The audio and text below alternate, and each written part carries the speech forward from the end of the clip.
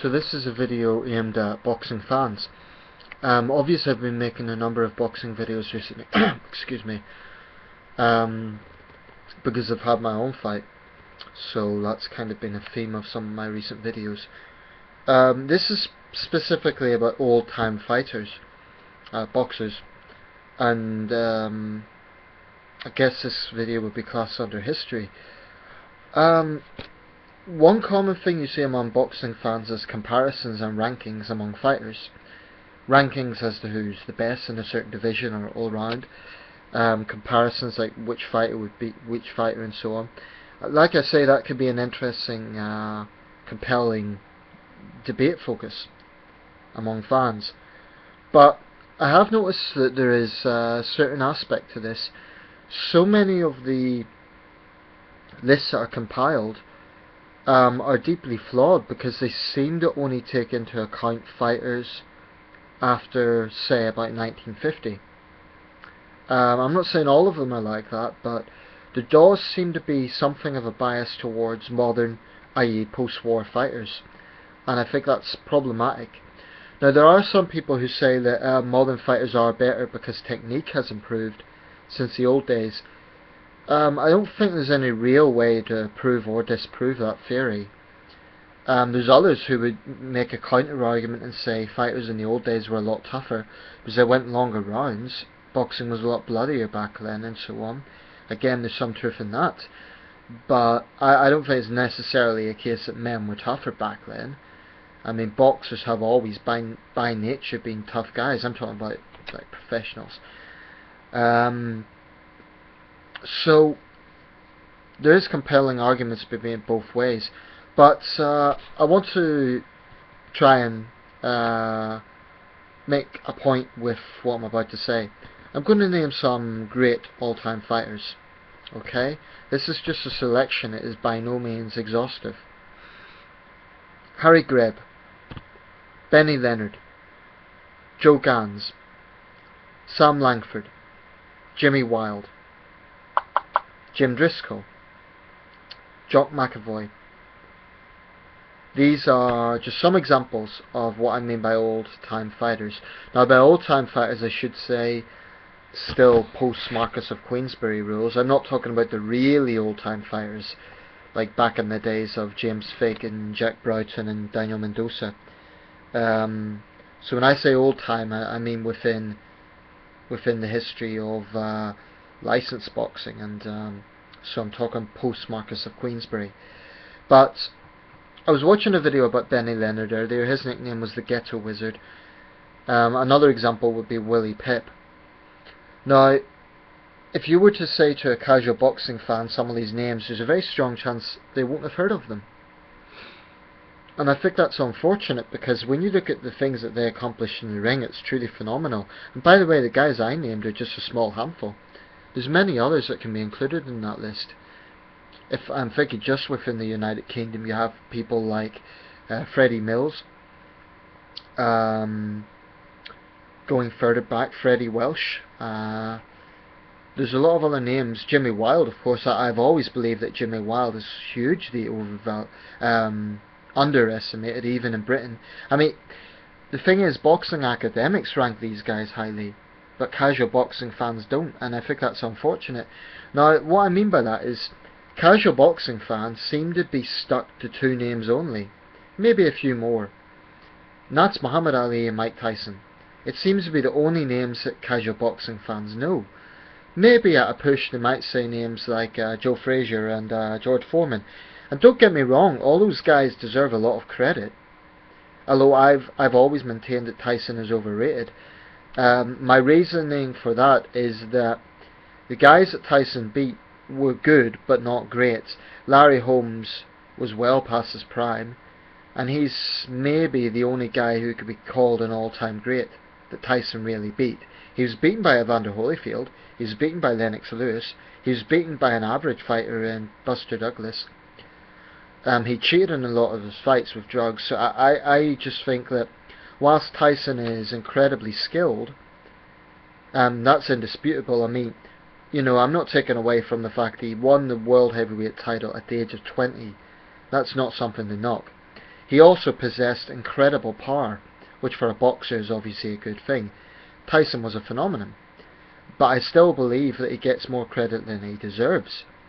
I certainly don't think, as some people claim, that he's the greatest boxer ever, or even the second greatest. I think he's in the top 20. I'd be hard pushed to put Tyson in the top 10. And that's not to take away from his achievements, it's just looking at historical context. If you were really to get academic about it and look at historical context, Tyson is not all he's made out to be. Again, even his knockout rate is exaggerated. If you look at the percentage of knockout rates, consistent knockout rates, Tyson isn't even in the top 25. In fact, I believe the top guy in that was, I don't have this in front of me right now, but it's a guy that isn't even that well known. Apparently had something like 40 consecutive knockouts. So, in that sense, I think Tyson's overrated. But casual boxing fans seem to only know those names, Tyson and Ali. Now, I'm not saying that Ali certainly deserves his credit. I do think he's a legendary fighter and definitely could make a very strong claim to being the greatest heavyweight either. The only guys that would come close probably would be Joe Louis and Rocky Marciano. Marciano, there would be some flaws in his argument. People would say the best fighters he beat were past their prime, things like that. But anyway, the point I'm making is, it only seems to be boxing historians that really rank old-time guys, like Joe Gans, Harry Greb, Jimmy Wilde. And it's good that they do, but it's unfortunate that a lot of younger boxing fans seem to forget these old-time fighters. And I mean let's say pre-1950. They know Jake LaMotta because of Raging Bull, but they don't know guys like Willie Pep and Sandy Sadler and Rocky Graziano as well. And here in Britain, guys like Freddie Mills, John McAvoy, Len Harvey, they were all well above average fighters. Maybe not world-class all-time greats, but in Britain they should certainly be better known. So yeah, it's just an observation I've got. In my opinion, boxing academics, historians seem to know these guys. Actually, ironically, Tyson himself would rank a lot of these guys highly. Tyson, to his credit, is something of a boxing historian. He's a boxer, but he actually has a very good knowledge of the sport. Not every boxer actually has a great knowledge of the history of the sport. They know about their own time and their own division and so on, but Tyson actually has good knowledge on that. And I think he would be the first to say that, despite all his bravado in the ring, Tyson would probably be the first to say that there's a lot of guys that rank above him. And that's not to slander Tyson's achievements, it's just pointing out the fact that I just don't think that he deserves all the credit he gets. I mean, if you listen to Tyson fans, they act like he is an absolute superman who could defeat any fighter from any era in one night at the same time.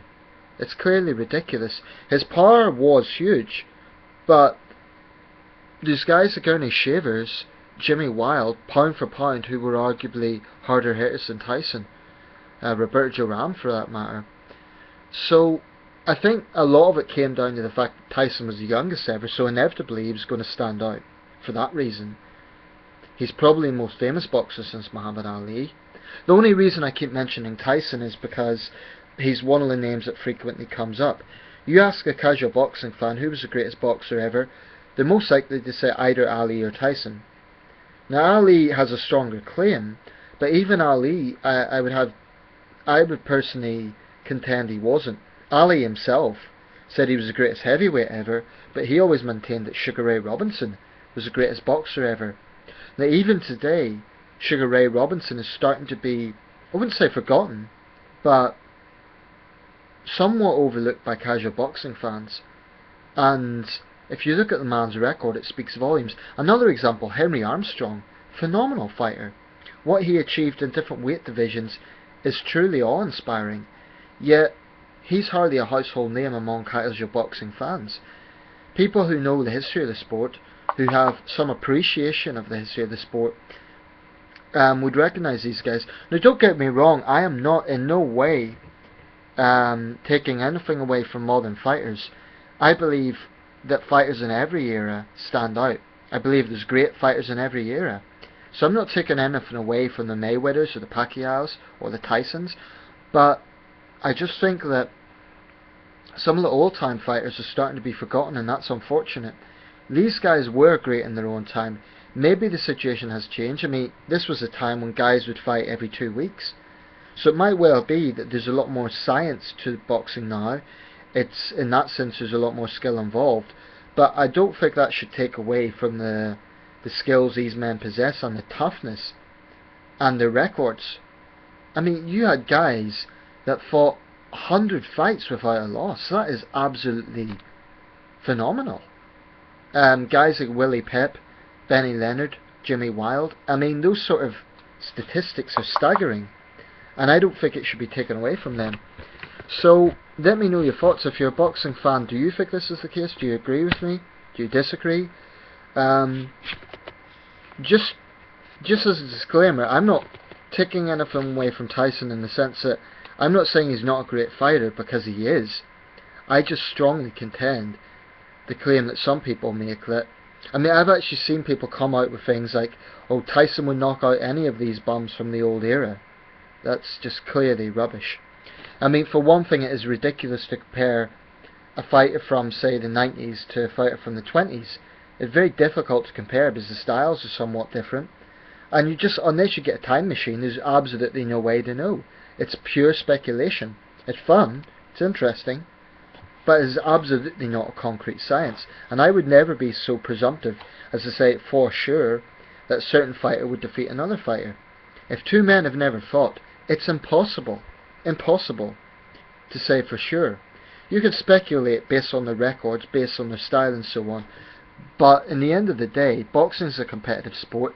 The only way to test it is man-on-man action, so otherwise it's just speculation. It's fun, it's interesting, but that's what I would contend.